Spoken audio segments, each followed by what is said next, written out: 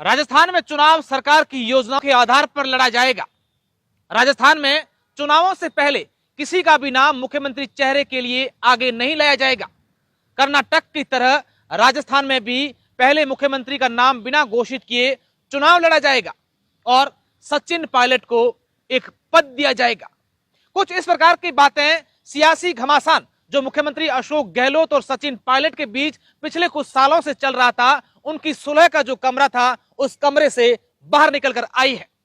दरअसल राजस्थान में पिछले कुछ समय से राजस्थान के मुख्यमंत्री अशोक गहलोत और सचिन पायलट के बीच कुर्सी का किस्सा चल रहा था और इसी बीच दोनों ने एक दूसरे पर जबरदस्त तरीके से बयान दिए हैं और इसी सियासी किस्से को खत्म करने के लिए, इसी सियासी घमासान को खत्म करने के लिए कांग्रेस के आलाकमान ने दोनों नेताओं को दिल्ली बुलाया था।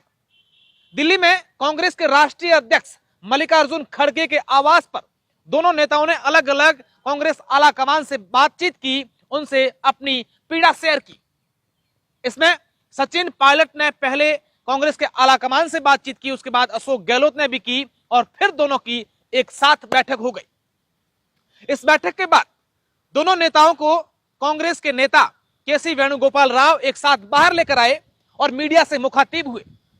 लेकिन इनकी सुलह का फॉर्मूला क्या रहा, ये तो बंद कमरे में ही बात रह गई। लेकिन अगर जो कोई चीज बाहर आई है तो दोनों के चेहरे की मुस्कान, हालांकि दोनों के चेहरे पर मुस्कान बराबर नहीं थी। अशोक गहलोत के चेहरे पर मुस्कान थोड़ी सी ज्यादा थी और सचिन पायलट कहीं ना कहीं एक बार मुस्कान के बाद अपन सामान्य स्थिति में खड़े थे।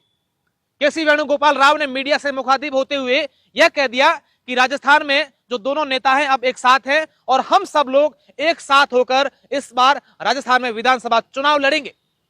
लेकिन जानकार सूत्रों की बात माने तो कांग्रेस के आलाकमान ने जब इन दोनों नेताओं से एक साथ बैठक की तब उन्होंने मल्लिकार्जुन खड़गे ने यह कह दिया था, उस समय राहुल गांधी भी साथ थे, कि राजस्थान में चुनाव सरकार की योजनाओं के आधार पर लड़ा जाएगा, क्योंकि राजस्थान सरकार की जो योजनाएं हैं वो देश भर में चर्चाओं में है और इस बार हम किसी का भी नाम मुख्यमंत्री चेहरे के लिए आगे नहीं लेकर आएंगे, बिना किसी का नाम लिए चुनाव लड़ेंगे। जिस तरीके से हम लोगों ने कर्नाटक में चुनाव लड़े थे उसी प्रकार से चुनाव लड़ेंगे और उसके बाद हम तय करेंगे कि कौन विधायक, कितने विधायक किसको चाहते हैं, किसका ज्यादा समर्थन करते हैं, उसको हम लोग मुख्यमंत्री बनाएंगे।